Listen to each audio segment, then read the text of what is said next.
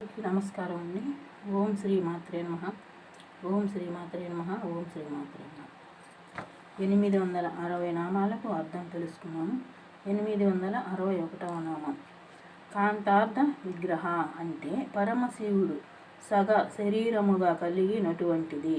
అర్ధనారీశ్వరుడైనటువంటి పరమశివుడు కాంతుడని భావనతో చెప్పబడుచున్నాడు. లేదా పరమాత్మ స్వరూపమునందు కొంత భాగము అమృత స్వరూపము, మిగిలిన భాగము పంచభూతములని చెప్పుట చేత ఆకాశము సగ భాగముగా కలిగినటువంటి స్వరూపురాలు అని గ్రహింపవచ్చును. 862వ నామం కార్యకారణ నిర్ముక్త అంటే కార్యముల కారణముల రహిత స్వరూపురాలు. దేవి చైతన్య స్వరూపురాలు కనుక కారణములను జయించినటువంటిది. 863వ నామం కామకేళి తరంగిత అంటే కామకేళి విలాసములతో తరంగిత అయినటువంటిది. కామేశ్వరునితో కామక్రీడ విలాసముల యందు మునిగితేలు తరంగము వంటిది. 864వ నామము కనత్కటక అంటే చెవులకు ప్రకాశించినటువంటి బంగారు కమ్మలు ఆభరణములుగా ధరించినట్టిది. దేవి యొక్క కర్ణాభరణములు తేజోమయమైన కాంతితో ప్రకాశించుచున్నవని ఈ నామము యొక్క భావము. 865వ నామము లీలా విగ్రహధారిణి అంటే అనేక అవతారములను ధరించినట్టిది. ముందు నామములందు చెప్పినట్లు దేవి సర్వవ్యాప్తమై ఇక్కడ ఉన్నది, ఇక్కడ లేదు అని చెప్పుటకు సాధ్యము కానటువంటిది. అలాగే సమస్త ప్రాణులయందు భూతములనందు అంతర్యామిగా వర్ధిల్లుతున్నది కనుక ఈ నామమందు అనేక అవతారములను ధరించినటువంటిది అని చెప్పబడుతుంది.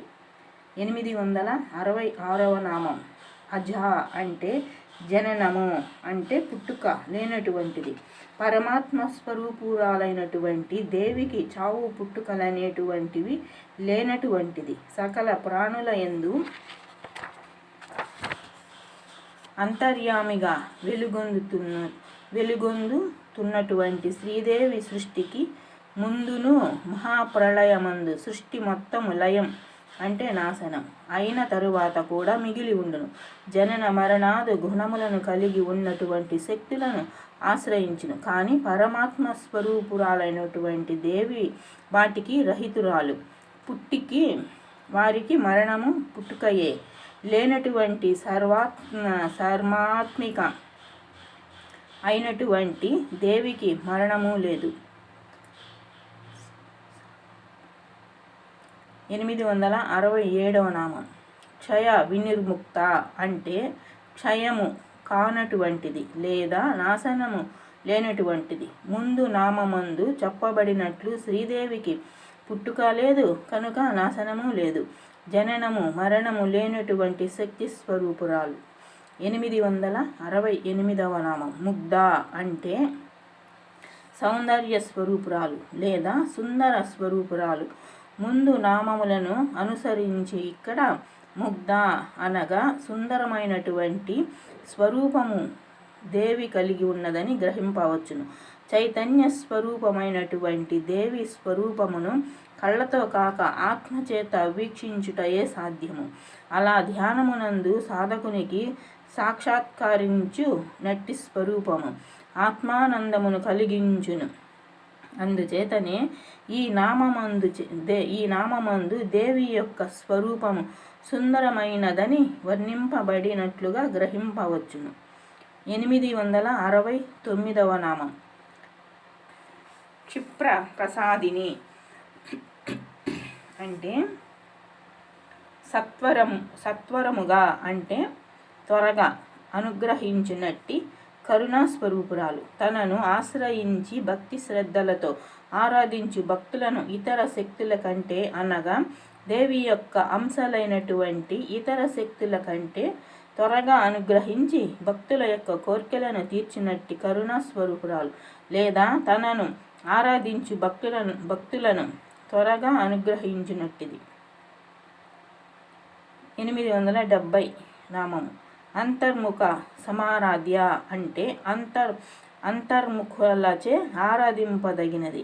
అంతర్ముఖులనగా ఆత్మజ్ఞానము నందు ఆసక్తి కలవారు, అటువంటి వారి చేత ఆరాధింపదగినది వంటిది. ఆత్మజ్ఞానము ఏర్పడుటనగా మాయను అంటే అజ్ఞానమును జయించాలను.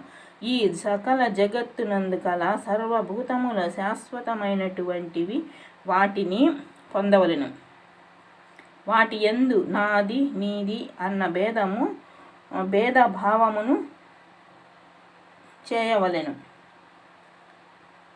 అన్నదే అజ్ఞానము. అటువంటి అజ్ఞానమును జయించుట చేత ఈ సకల జగత్తునందు ఇంద్రియములకు గోచరించకుండా మనుగడను సాగిస్తున్నటువంటి సర్వశక్తులు జనన మరణాదులను లోనై ఉన్నటువంటి అసత్యములను పరమాత్మ స్వరూపము మాత్రమే జనన మరణాదుల లేనటువంటి సత్యము అన్న జ్ఞానము కలుగును.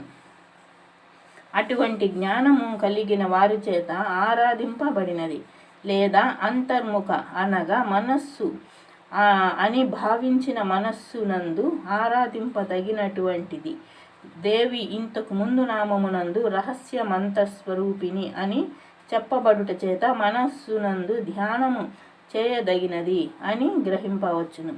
871వ నామం. అంతర్ముఖ సుదుర్లభ అంటే ఇహమునందు విషయాసక్తి కలవారికి దేవి యొక్క అనుగ్రహము దుర్లభమైనది. ఇహమునందు కల విషయములన్నీ మాయా కల్పితములు. అటువంటి వారి యందు ఆసక్తి కలిగినటువంటి వారికి ధ్యాన చిత్తము కలగదు కనుక అటువంటి వారి యొక్క అనుగ్రహమును పొందుట సాధ్యము కానిది. 872 నామము. త్రయీ అంటే 3 వేదముల స్వరూపురాలు. ఋగ్వేదము, యజుర్వేదము, సామవేదము కలిపి వేదత్రయము అందరు కనుక ఈ 3 వేదముల యొక్క స్వరూపురాలు దేవియే అని గ్రహింపవలెను. 873వ నామం. త్రివర్గ నిలయ అంటే వర్గములకు నిలయము వంటిది. త్రివర్గములనగా ఇంతకు ముందు నామమునందు చెప్పబడినట్లు ధర్మార్థ కామములు వాటి యందు నిలయమై ఉన్నటువంటిది. 874వ నామము. త్రిస్థ అంటే 3 నందు ఉండునట్టిది. త్రికాలమందును ఉండునట్టిది. త్రికాలమునందు ఉండునట్టిది. త్రిలోకమునందు ఉండునట్టిది. త్రిమూర్తులైనటువంటి బ్రహ్మ విష్ణు మహేశ్వరుల యందు ఉండునది. త్రివర్గములైనటువంటి ధర్మార్థ కామములందు ఉండునట్టిది. త్రయీ స్వరూపమైనటువంటి సామ యజుర్ ఋగ్వేదములందు ఉండునట్టిది.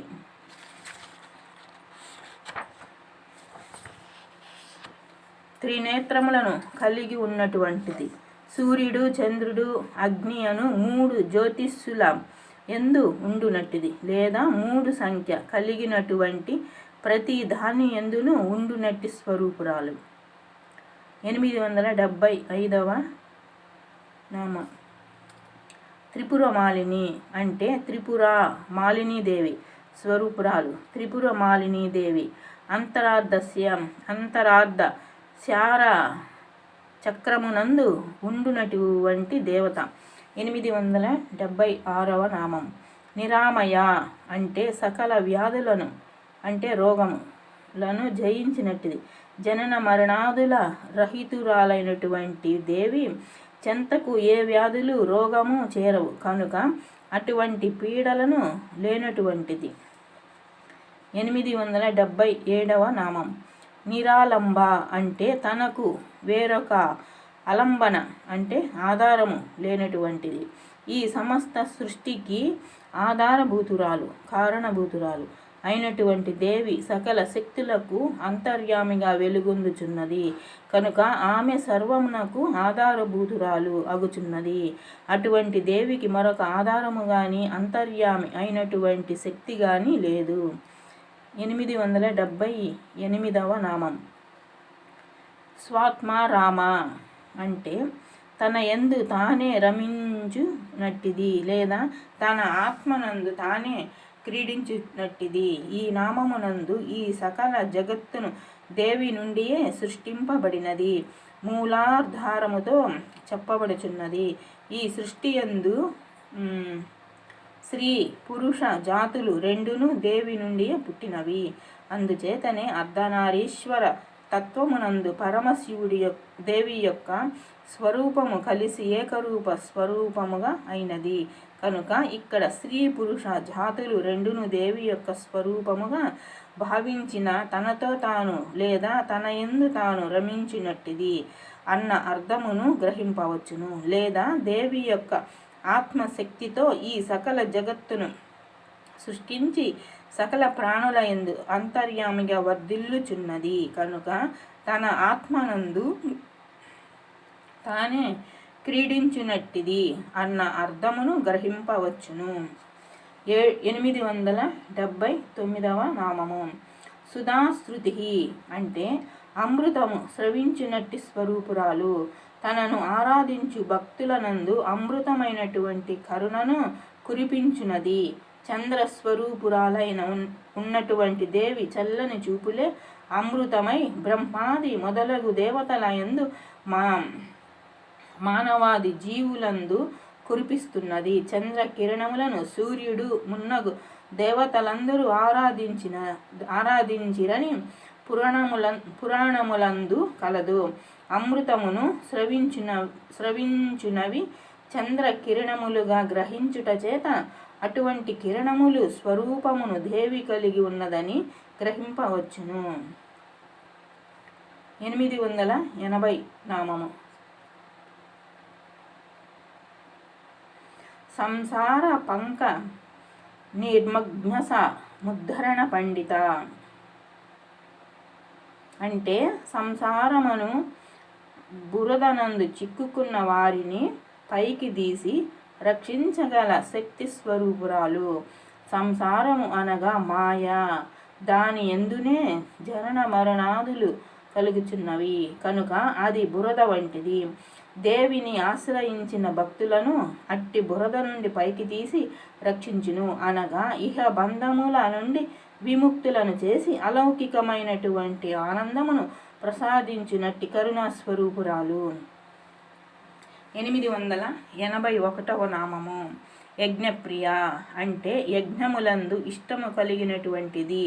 యజ్ఞములందు దేవి ఇష్టమును కలిగి ఉండును లేదా యజ్ఞము అనగా విష్ణు స్వరూపము కనుక విష్ణువు యందు ఇష్టము కలిగినటువంటిది అని అర్థము గ్రహింపవచ్చును. యజ్ఞరూప అని ఇంతకు ముందు నామముందు చెప్పిన అర్థము కూడా ఇక్కడ గ్రహింపవచ్చును. 882 యజ్ఞకర్తి అంటే యజ్ఞములకు కర్త వంటిది. సకల యజ్ఞములకు దేవియే కర్తగా వ్యవహరించును. వ్యవహారమునందు కర్త అయినటువంటి వారు నిమిత్త మాత్రులు కనుక సకల యజ్ఞములను దేవియే చేయును లేదా సకల ప్రాణులనందు అంతర్యామిగా వర్ధిల్లుచున్నటువంటి దేవియే యజ్ఞములకు నిజమైన కర్త అని అర్థమును గ్రహింపవచ్చును. 883వ నామము యజమాన స్వరూపిణి అంటే ముందు నామమందు యజ్ఞమునకు దేవియే కర్త అని చెప్పబడినది. ఈ నామమందు యజమాని అంటే కర్త, ఆత్మ అను రెండు స్వరూపములను కలిగి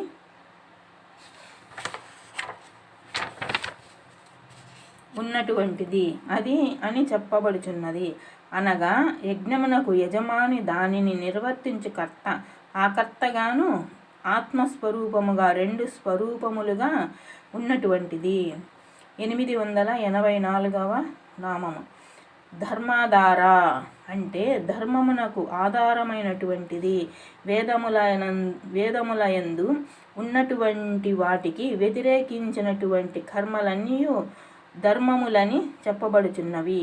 వాటితో పాటు ఆయా దేశములను అనుసరించి ఆదరింపబడుతున్న లేదా ఆచరించబడుచున్నటువంటి సత్కర్మలు కూడా ధర్మములుగా గ్రహింపవచ్చును. ఇటువంటి వాటన్నింటికి దేవి భూతురాలగుచున్నది. లేదా ఈ సృష్టి యందు ఏవైతే ధర్మములున్నవో అటువంటి ధర్మములన్నింటికి దేవి ఆధారమగుచున్నది. 885వ నామము ధనాధ్యక్ష అంటే ధనమునకు ప్రభువు వంటిది. ధనము అనగా సంపద. ఆ సంపదలను ప్రసాదించినట్టి స్వరూపురాలు. కుబేరుడు దేవిని ఉపాసించుట చేతనే సంపదకు యజమాని అయ్యను. కనుక దేవియే సంపదకు నిజమైనటువంటి స్వామి అని అర్థము. 886వ నామం ధనధాన్య వివర్ధిని. ధనము సంపద, ధాన్యము అంటే ఆహారము లను పెంపొందించినటువంటి శక్తి స్వరూపిణి. దేవిని ఆరాధించి భక్తుల ఇంట లేమి అంటే దారిద్ర్యము లేశమైన ఉండకపోవును.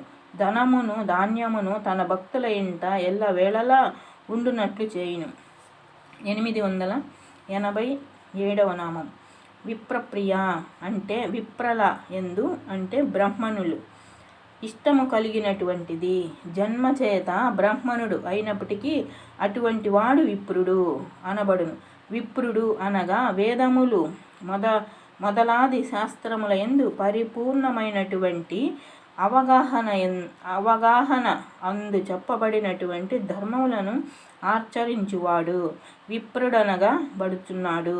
జన్మచేత బ్రాహ్మణత్వము పొందినను సంస్కారము చేత ద్విజుడైనను వేదము మొదలగు శాస్త్ర విద్యలు పొందినవాడు విప్రుడని ఈ మూడును కలిగినటువంటి బ్రాహ్మణుడు శ్రోతియుడని చెప్పబడుచున్నది. కనుక వేదము మొదలగు శాస్త్ర విద్యలందు ప్రావీణ్యతను కలిగి ఉన్నట్టి విప్రుడి ఎందు ఇష్టము దేవి కలిగి ఉన్నదని ఈ నామము యొక్క అర్థముగా గ్రహింపవచ్చును. 888వ నామం విప్రరూప అంటే విప్రులే స్వరూపముగా కలిగి ఉన్నటువంటిది. విప్రునకు అర్థము ముందు నామమునందు చెప్పబడి ఉన్నది. అటువంటి బ్రాహ్మణులే తన స్వరూపముగా దేవి కలిగి ఉన్నదని ఈ నామము యొక్క అర్థము. విప్రుల యొక్క సత్కర్మల చేత ఇతరులకు అయినటువంటి మాలిన్యములను శుద్ధి చేయనట్టి శక్తిని కలిగి ఉన్నారు. అట్టి శక్తి గల విప్రుడు తన స్వరూపముగా దేవి కలిగి ఉన్నది. 889వ నామం విశ్వబ్రహ్మణకారిణి అంటే విశ్వమంతటా సృష్టి స్థితి లయలను కలిగిచేయుచున్న స్వరూపురాలు. ఈ సమస్త విశ్వము భ్రమణమును కలిగి ఉండుటకు ఆధారభూతురాలు కావుట వలన విశ్వబ్రహ్మణకారిణి అని ఈ నామమునందు చెప్పబడుచున్నది. 890 నామము విశ్వగ్రాస అంటే విశ్వమే గ్రాసము అంటే ఆహారముగా కలది. విశ్వమే ఆహారముగా దేవి కలిగి ఉండుటమంటే సకల ప్రపంచమును సృష్టించినటువంటి దేవియే సకల సృష్టిని తనలోనే లయం చేసుకుంటుంది. కనుక సకల విశ్వము దేవికి గ్రాసమే అంటే ఆహారమే అని అర్థం గ్రహించవచ్చును. లేదా ఈ మహాప్రళయ కాలముందు సకల జీవరాశికి నాశనము చేయనట్టి శక్తి స్వరూపురాలు. కనుక దేవిని ఈ సమస్త సృష్టి ఆహారముగా గ్రహింపవచ్చును. 890 నామాలకు అర్థం తెలుసుకున్నాం. ఓం శ్రీ మాత్రే నమః. ఓం శ్రీ మాత్రే నమః. ఓం శ్రీ మాత్రే నమః.